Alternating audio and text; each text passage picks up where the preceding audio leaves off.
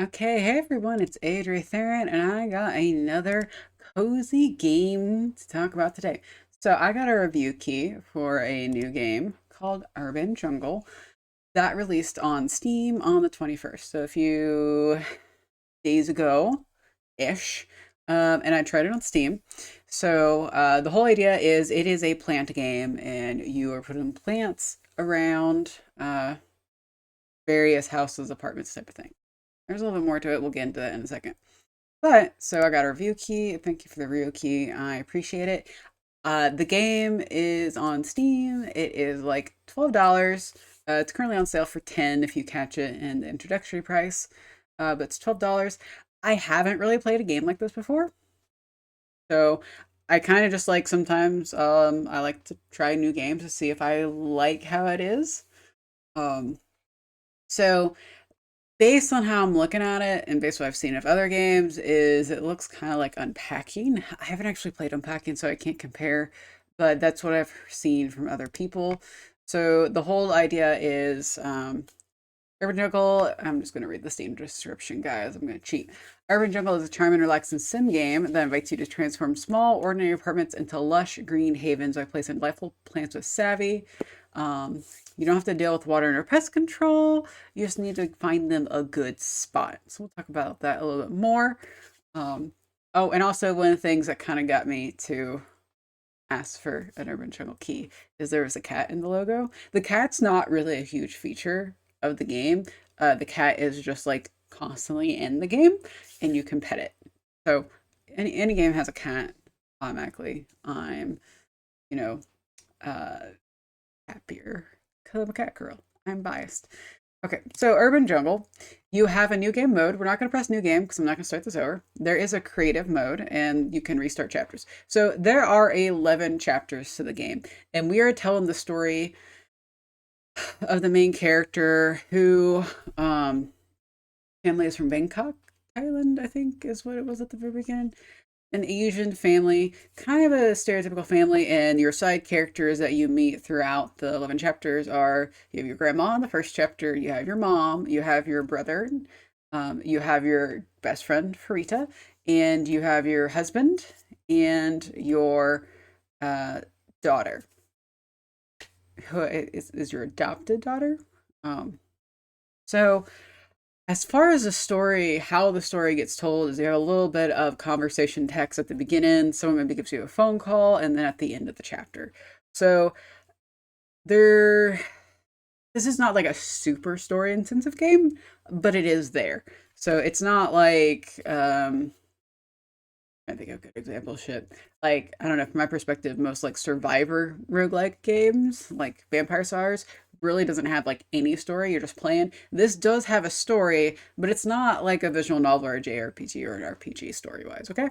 So, and the whole story is you have an Asian family. The mother is very much encouraging her two children to be successful, study hard, and your brother ends up going to business school, and you also go to school. I don't remember exactly what it was for. I'm not sure if I just missed that or what. And you end up in a kind of like office worker job, like most people. And the reality is, like, that's not where your passion is, which I felt this in my soul because I have a job. Um, and am I passionate about my job? No, not at all. It's kind of maybe a little sad when you think about it. But this person's true passion is gardening and plants, and they got that from their grandma and stuff. So the story spans like math, I could math, like 30 years, and it's basically just the main character's life and how it changes. And you see like the basically different places that you have lived. So you have like your grandma's house, you have your house with your family, you have your apartments, your dorm when you're in college, and then ultimately your family home. So it spans from like 1990s to 2024.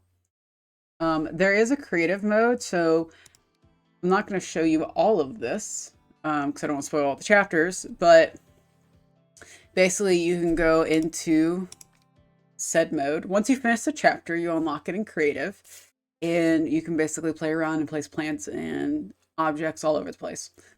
And as you play, so here's like the plants. So you have to unlock the plants in your journal, and you do that by playing the game. And then you also have the core that you unlock by playing the chapters. So you can go put like 2024 stuff in the 1990s house. So I thought that was pretty cool. And this is just me playing around and throwing plants everywhere. So it does save it. Return to story. So I'm going to show you the last chapter because I'm kind of stuck, unfortunately. So there's a little bit of spoilers in this, but again, it's not crazy spoilers. So every time you start a chapter, there's like a little intro of your family, kind of introducing what's going on with your life.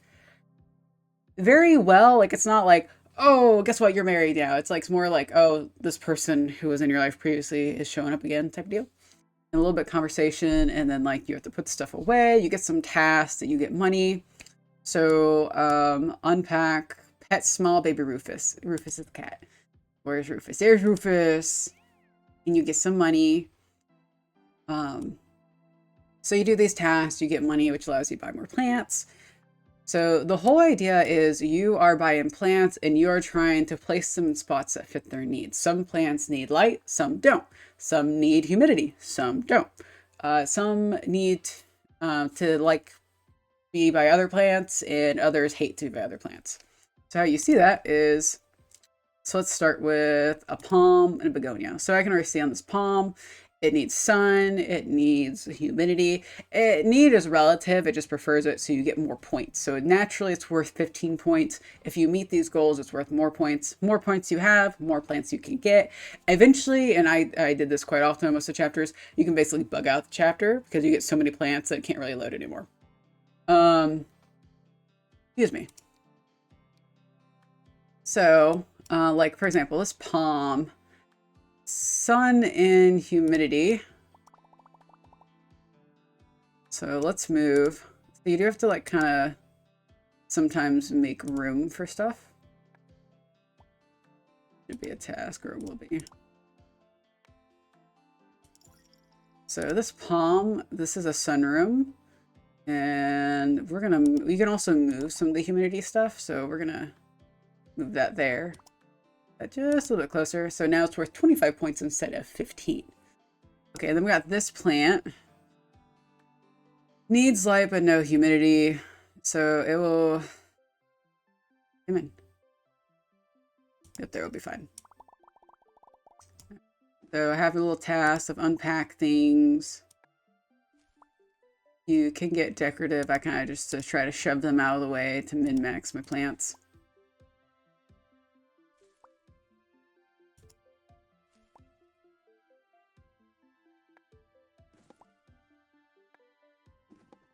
This. I got little plots. So the music is good. The music is relaxing. Ah, shoot, I grabbed it wrong. That's the only thing is it's quite easy to grab other things. You can move like your field of vision slightly, not all the way, and you can kind of zoom in and zoom out. Oh yeah, let's pet the puppy. Okay, and so we got a box of seedlings, so let's go ahead and plant those. So basically every time you get plants, you kind of get some random ones to use. So let's go with palms. Grab that one. I have a palm, so I'll go ahead and grab that one and make the plant very happy. Let's see, you want humidity, but no light.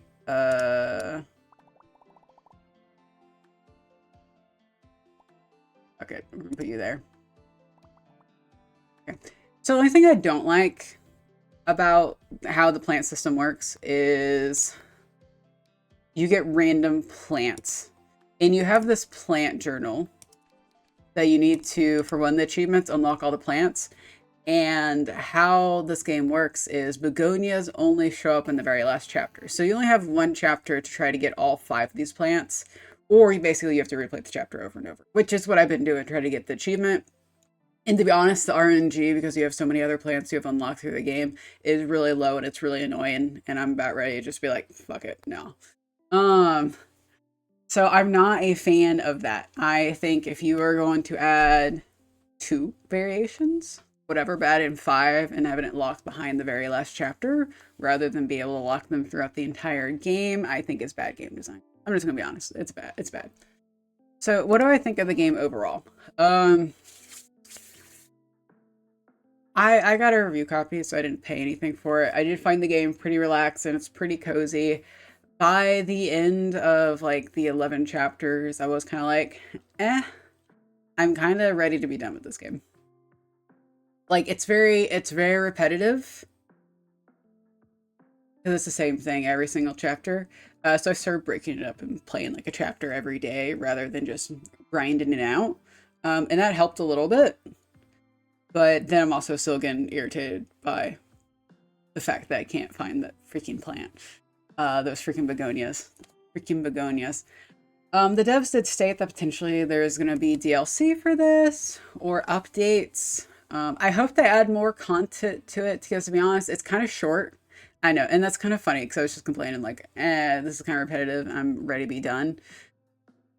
I personally prefer to get like an hour worth of gameplay for every dollar I spend. So this game is $12. Again, I got the game for free, so it didn't cost me any money. But from your perspective, it really depends on how much value do you put on how long a game is.